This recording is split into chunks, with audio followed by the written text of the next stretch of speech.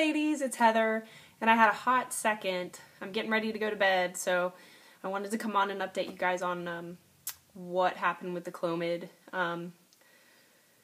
As of my last video, I was taking 50 milligrams of clomid, and I had gone in after finishing 5 days. I went in for my mid-cycle scan, and I had a teeny tiny little dominant follicle that was less than 10 millimeters. Wah, wah, wah. So that wasn't very cool. And she wanted me to come back in like 3-4 days later. So I did. I went in on Monday again. Or no. Yeah, I went back in on Monday. God. It's clomid brain that's doing this to me. I went back in on Monday. The thing had not grown anymore, which was pretty disappointing, but to be expected with only 50 milligrams of clomid, so that's fine. And then she said something really surprising to me, which was, it went a little something like this. Well, the next thing we're going to do is put you on 100 milligrams of clomid, which I knew was coming. And then she said, starting tonight. And I said, what? And she said, yeah, starting tonight for 5 days, 100 milligrams of clomid. And I was like, don't you want to give me Provera so I can have a period and then we can try the 100 milligrams next cycle? And she said, no, there's no reason for me to induce a period because you are where you left off at the beginning of your cycle, if that makes any sense. So by my blood levels and by the way that my follicles were very, very small, I was still as if I was at the beginning of my cycle, and my lining is still pretty thin. So she said, we're going to put you on 100 milligrams of clomid, which is pretty cool because this saves me from having to go on to the next cycle to figure out if 100 milligrams of clomid is going to work for me. Another awesome YouTube lady sent me some information about this because I had asked her, like, have you ever heard of this? I mean, usually doctors give people, they up the clomid dose on the next cycle. And she searched the internet and she found some really good, like, literature articles from PubMed or Medline or one of the medical literature search engines about stair-stepping clomid. And her name is texasmickloz. Sorry, I'm going to totally slaughter your name and you're going to hate me. texasmickloz, L-O-Z, or something like that. Anyway, she's originally from Fort Worth. She's a great gal. I'm originally from Houston, so we're talking about that. But anyway, she sent me this awesome information.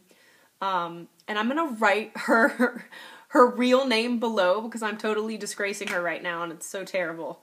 But I'm about to go to bed. I'm so sorry. So she sent me this information. It's called stair-stepping clomid. I guess stair-stepping the dosage. So that's the plan. It's when, you're not responding to one dosage and your doctor just kind of ups your dosage after she looks at your follicles without inducing a period. I mean, but your blood work has to be of a low enough range to be almost as if you're at the very beginning of your cycle on day 3 again, if that makes any sense. So I'm doing that. I'm currently I just took my 3rd day of 100 milligrams of clomid. Woo! The symptoms I've had so far, I get headaches, and I don't get really anything else except for headaches, and I get some vivid dreams, like pretty vivid dreams, and they're like dreams that I've never had before, and it's pretty weird. So that's what's going on, and then, so my doctor had said that the next step, if I don't respond to 100 milligrams, is that we're not going to go up to 150 milligrams because she's found that in women with PCOS that come into this fertility clinic, and it's a pretty big fertility clinic, there's, excuse me, I think there's like 20-something doctors. I mean, this is a huge fertility center. And she said that they've found that women with PCOS, if they don't respond to 50 or 100 milligrams, generally also do not respond to 150 milligrams. I know you guys are all going to send me messages saying that that's not true, but that's what my clinic believes, and that's what they do, and that's what they recommend, so that's what I'm going to follow. And so my doctor said that the next step for me is going to be injectables, because they do not prescribe Femara because it's an off-label prescription, which, you know, I don't really agree with, and I don't mind skipping the Femara, because, I don't know, I feel like injectables are really going to work for me. They have a really high success rate, and this clinic monitors me so closely, that I have complete confidence in them to monitor me well, and for me to not become the next John and Kate plus 8, because, you know, she was taking injectables when she had those 8 kids. Anyway, so injectables would be the next thing. But right now, I'm just doing my 100 milligrams, and we'll see where that goes. One more thing, OPKs, I'm not an OPKer. I don't believe that it's healthy, nor does it work for me. I understand some of you guys love the Pcos stuff. You guys love OPKs. You like knowing exactly what's happening during your cycle. I just straight up temp, take my medications, and eat as healthy as possible, and that's what I do. My clinic takes my blood so often, excuse me, that I know exactly what's going on in my cycle from what they tell me. And we're BDing every other day, so I don't really need to know the exact day that I ovulated. I just need to know by my blood work that I did ovulate. OPKs, I feel like they kind of stress people out.